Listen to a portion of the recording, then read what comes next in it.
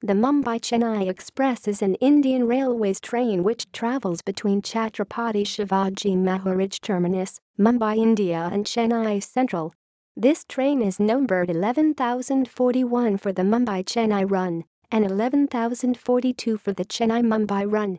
Route: Arakkonam Junction Railway Station, Tirutani Railway Station, Pada Railway Station, Reenagunta Railway Station, Kaduru Railway Station, Razampetra Railway Station, Nandala Railway Station, Kadapa Railway Station, Yarraguntla Junction, Madanuru Railway Station, Kondapuram Railway Station, Tadapatri Railway Station, Gudi Junction Railway Station, Guntakal Junction Railway Station, Adoni Railway Station, Akalkat Road Railway Station, Solapur Railway Station, Kurjavati Junction Railway Station, Dawn Junction Railway Station, Pune Junction Railway Station, Kadki Railway Station, Lonavala Railway Station, Kalyan, Thane Railway Station, Dadar Cr.